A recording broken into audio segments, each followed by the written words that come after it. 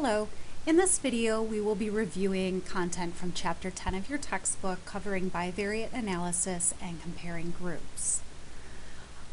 One thing I want to kind of stress here is that I'm not so concerned about you understanding how to calculate a t-statistic or a chi-square statistic, the mathematics behind it, which was covered in the textbook. What I'm more interested in is making sure you understand what statistical tests to use in a given situation or study design with the type of population or groups you're working with and the scale of measurement of your dependent variable. So we're going to start off here with kind of one of the more common research designs, the two-group comparison. Here this is, I have a group of participants and they've been randomly split into two groups.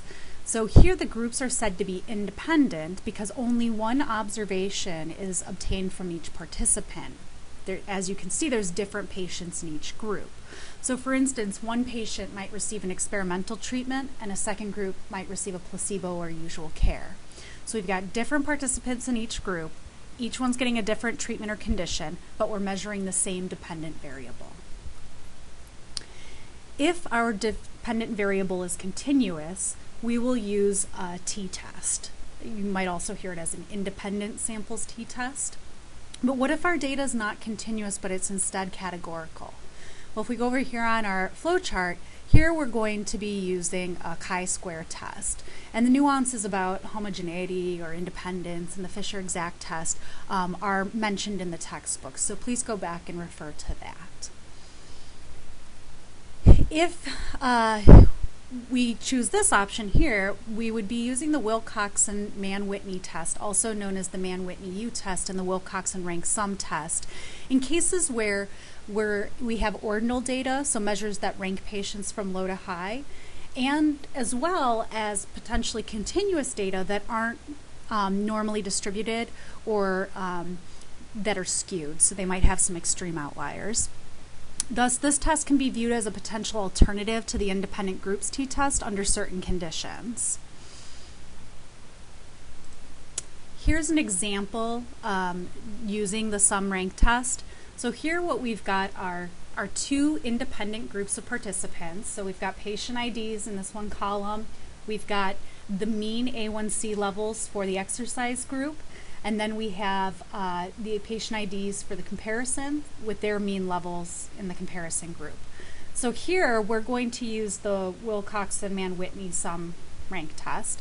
And so what we're going to do is we're going to first, out of all of our participants, regardless of what group they're in, we're going to identify the lowest A1C level.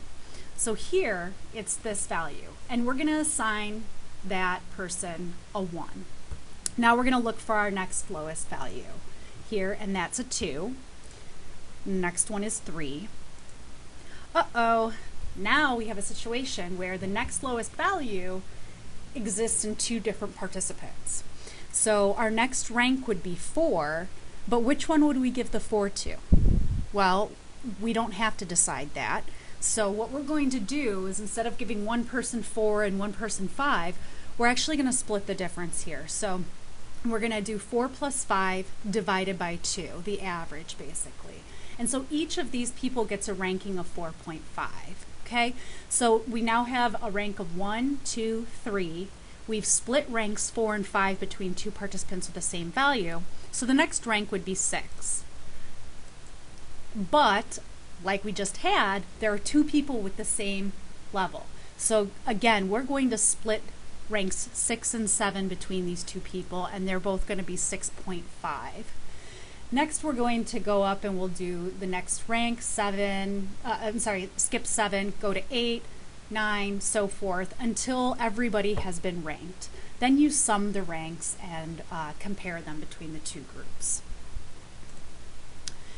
Here is an example when you have more than 2 independent samples or groups. So in this condition, we have instead of just 2 treatment conditions, we've got 3 different treatment conditions. And so different participants, different treatment conditions, but we're measuring the same dependent variable. In this case, if it's continuous, instead of running a paired t-test, we would run, instead of running an independent t-test, we would run an ANOVA. So the ANOVA tests for differences among the groups. However, it doesn't tell you which groups are different from one another. So in that sense, we need to run a follow-up post hoc test to identify which groups are actually different. In the event that you have your data is ordinal or also continuous but skewed and doesn't meet the assumptions for an ANOVA, we would run this Kruskal-Wallis test. And so this is kind of the alternative to an ANOVA for more than two groups of independent subjects. Now, another type of comparison we might make is within subjects, and so this is considered having two dependent samples or groups. And so here you can see in the left we have the same participants in each of these treatment conditions, kind of like a crossover design. So all participants do all of the treatments or conditions, and we're measuring the same dependent variable from them. So we're basically comparing, for instance, person D's value or dependent variable on treatment X with that same person's value on treatment Y. And so it's within a person. You can also do this at two different time points, so it doesn't even have to be two different conditions. It could be the same participant, same dependent variable, same condition treatment, but you're taking, a measure at time point 1 or time point 2. So you might ask, what's the advantage of a dependent t-test over an independent t-test? Or maybe you don't ask that, but let me tell you. So before we answer this question, we need to point out that you cannot choose one test over the other unless your study design allows it. What we are discussing here is whether it is advantageous to design a study that uses one set of participants whom are measured twice or two separate groups of participants measured once each. The major advantage of choosing a repeated measures design and therefore running a dependent t-test is that you get to eliminate the individual differences that occur between participants, the concept that no two people are the same, and this increases the power of the test. What this means is that if you are more likely to detect a statistically significant difference, if one does exist, you will be doing this using a dependent t-test versus the independent t-test. So in this situation, when we have two dependent samples or groups and our data is continuous, we'd be running a paired t-test. However, if we have more than two observations, we're going to run what's called a repeated measures ANOVA. And here are two examples of what this might look like. So a repeated measures ANOVA is the equivalent of a one-way ANOVA, but for related, not independent groups, and it's the extension of a dependent t-test. A repeated measures ANOVA is also referred to as a within subjects ANOVA or ANOVA for correlated samples. All of these names imply the nature of the repeated measures ANOVA, that of a test to detect any overall differences between related means. The dependent variable needs to be continuous and the independent variable categorical. You can analyze data using a repeated measures ANOVA for two types of study designs. Studies that investigate either changes in mean scores over 3 or more time points, which is depicted in the figure on the left, or differences in mean scores under 3 or more different conditions, which is depicted on the figure on the right. So for example, in the figure on the left, you might be investigating the effects of a 6-month exercise training program on blood pressure and want to measure blood pressure at 3 separate time points: pre, midway, and post-exercise intervention, which would allow you to develop a time course for any exercise effect. The figure on the right, what this is showing you is, for instance, you might get the same subjects to eat different types of cake, okay, chocolate, caramel, lemon, and rate each one for taste rather than having different people taste each different cake. The important point with these two study designs is that the same people are being measured more than once on the same dependent variable. And as it says, that's why it's called a repeated measures. If you have two dependent samples and your data is ordinal or skewed, you're going to use what's called the sign test or Wilcoxon signed rank test. This test can be viewed as an alternative to the paired t-test when certain assumptions necessary for the paired t-test are not met. So again, the data is ordinal or it's continuous but skewed. And so let me show you an example. This is taken from the textbook. So here, what we're doing is we have baseline measurements of A1C levels in the same participants, both, so we've got baseline and then we've got post-treatment measures. And so what we're going to do here is we're going to give each person a sign of change. So this person had a decrease in their A1C levels from pre to post, so we give them a negative sign. And then, and so forth. And those that had no change get this plus with a negative underneath it, meaning no change. And if there was a positive increase, which doesn't exist in this example, there would be a plus. Then we count up the number of signs for each type of change. So for example, there were 8 negative signs and 2 no change signs. The number with change is compared to the number with the opposite direction of change or no change. And so for this sample of 10 subjects, the p-value was 0.008, which is less than 0.05. So we can reject the null hypothesis, and this suggests that patients who took part in combined exercise and diet programs significantly reduced their A1C levels from baseline to post-treatment. There's another type of association we might be interested in, or comparison we might be interested in, and this is when we're measuring the association between 2 variables. And so this is the concept of correlation. A correlation describes the degree to which the change in the value of one variable corresponds to a change in the value of a second variable. If the variables are continuous, correlation is measured with a Pearson's R. The Pearson's correlation coefficient is a measure of a linear relationship between 2 variables. The R value can be any value from -1 to 1. An R between 0 and +1 indicates a positive correlation. So as one variable increases, the second variable also increases. Whereas an R value between 0 and -1 indicates a negative correlation. As one variable increases, the second variable decreases. An R of 0 indicates that there is no linear relationship. It's important to note that the measurements don't need to be on the same scale. One scale, for instance, could be height in inches and the other weight in pounds. And the further away the R value is from 0 and the closer it is to 1, the stronger that association is going to be.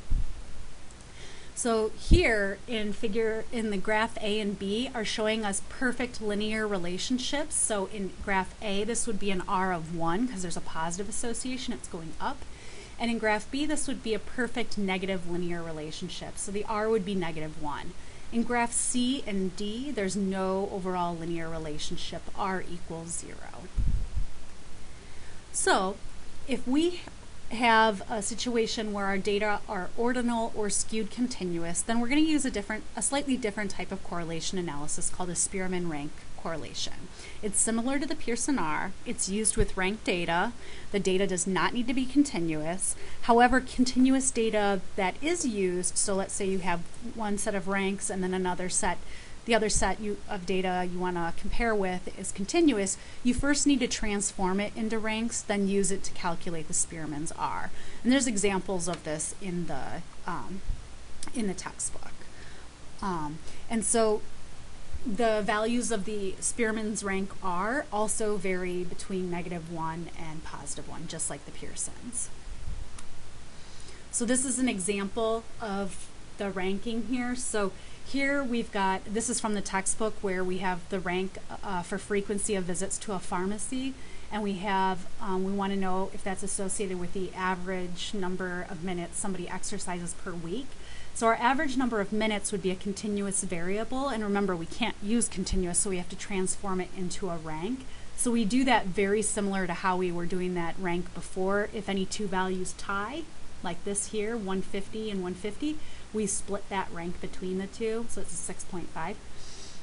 Here, the rank for frequency of visits to the pharmacy is just basically if a pharmacist knows that these 10 patients here knows how frequently and who comes the most often and who comes the least, they're going to rank participants just 1 through 10 that way.